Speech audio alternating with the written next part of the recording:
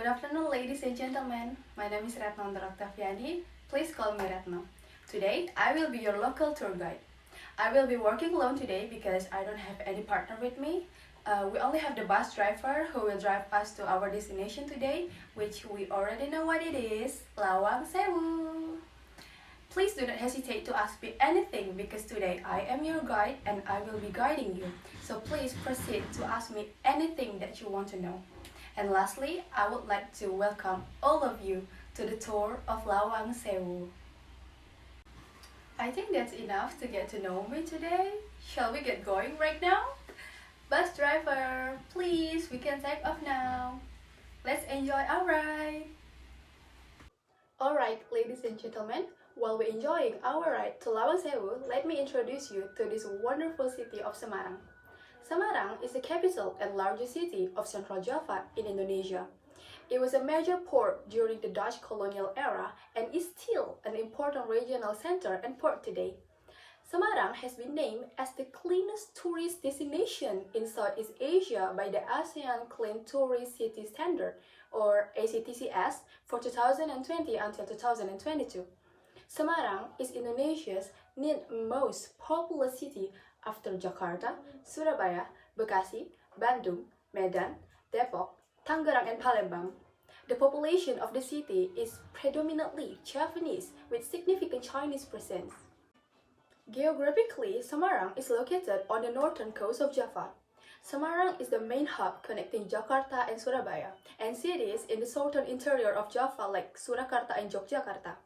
Lowland areas in Semarang city are very narrow. The lowland area in western Semarang only has a width of 4 kilometers from the coastline, while in the eastern Semarang, the low-lying area has a width of like 11 kilometers from the coastline. This lowland area is a floodplain from the large rivers that flow in Semarang city, such as Kali Garang, Pengkol, and Beringin River. This lowland area is known as the Lower Town or Semarang Nisor, as well as the center of the city's economic activities. Under these conditions, the lower city area is often hit by annual flooding and its peak during the rainy season. The hilly area in Semarang stretches on the south side. These hills are part of a series of northern Java mountain ranges that stretch from Banten to East Java. The hilly area in the Semarang city is known as the Upper City or Semarang Dhuwur. This hilly region is also the upstream area of the big rivers that flow in the city of Semarang. The Upper City area is also near Mount Ungaran.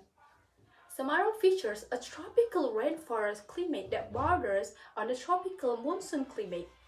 The city features distinctly wetter and drier months, with June through August being the driest months. So we could say that Semarang, as in Indonesia, only have two weather, which are rainy season and dry season. The average temperature in the city are relatively consistent, hovering around 28 until 33 Celsius degree.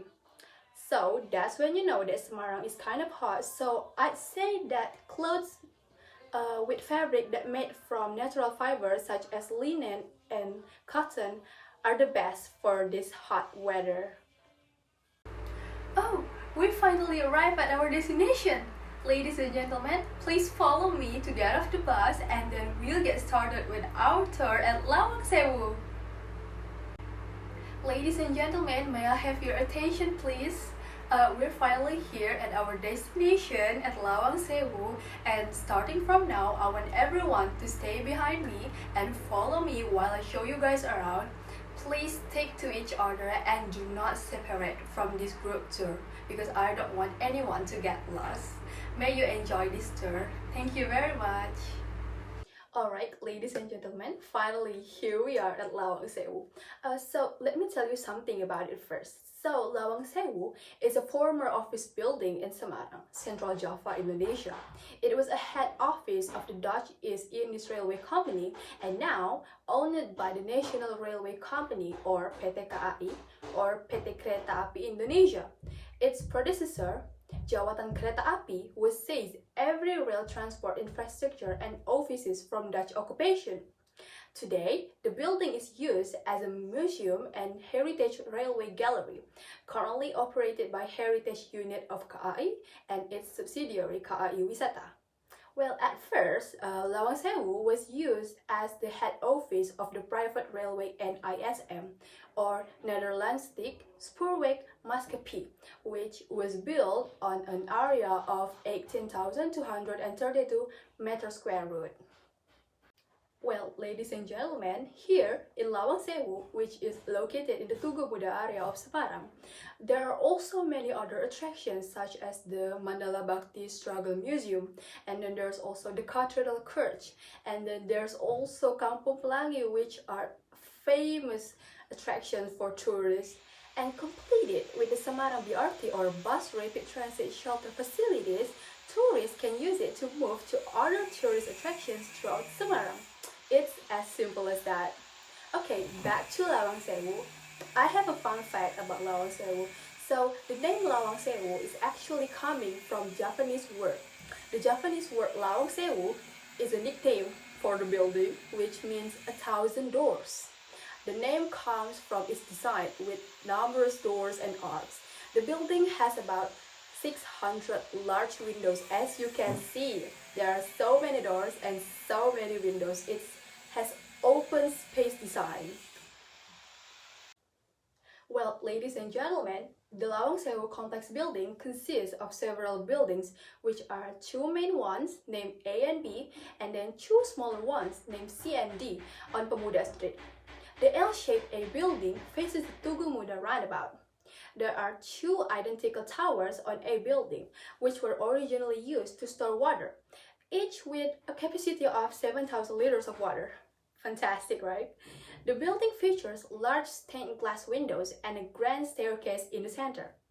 There was also once a tunnel connecting A building to several other sites in the city, including the governor's mansion and the harbor. Meanwhile, the B building is located behind the A building. It is 3 stories in height, with the first 2 floors consisting of offices and the third holding a ballroom. The building, with high and large windows, also has a basement floor that is kept partially flooded to serve to cool the building throughout evaporation. In front of A building stands a monument to 5 employees killed during the Indonesian National Revolution. Alright, ladies and gentlemen, can we get going, please?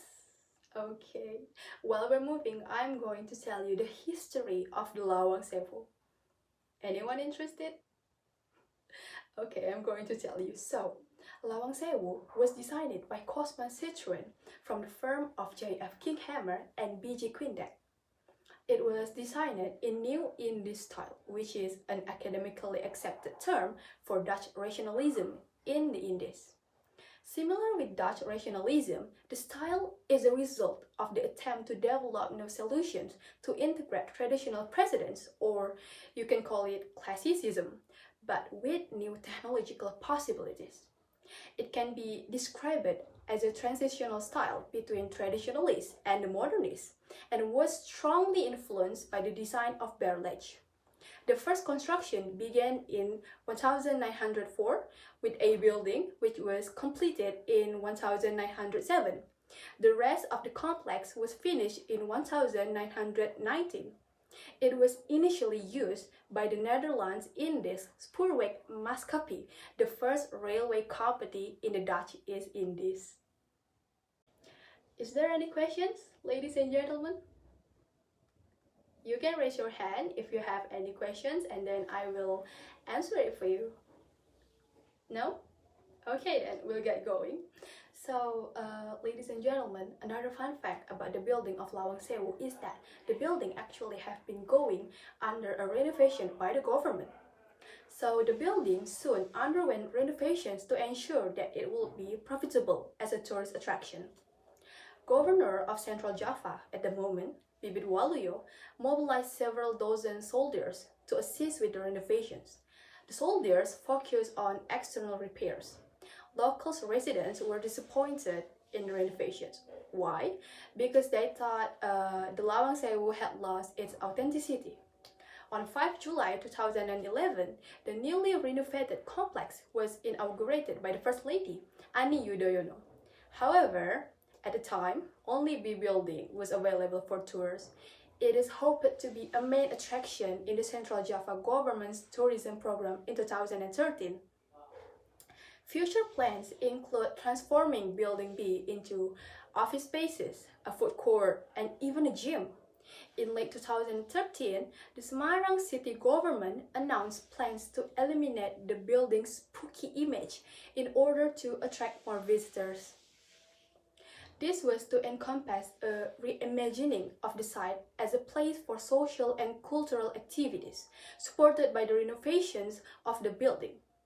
At the time, Lawang Sewu attracted an average of 1,000 visitors daily.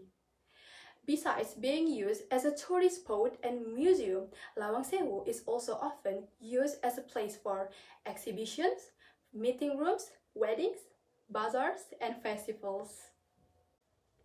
Oh, ladies and gentlemen, another fun fact, or more like a spooky fact, because there is a haunting legend of Lawang Sewu.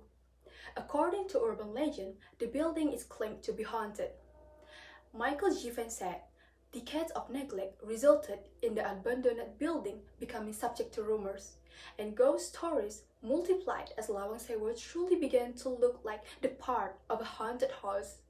These local ghost stories were cemented into the national consciousness with the 2007 horror movies Lawang Sewu, Dendam Kuntilanak. Woo! Alright, ladies and gentlemen, that's all for today's tour of Lawang Sewu. I feel really honored to be a part of this group, to be the local tour guide for all of you.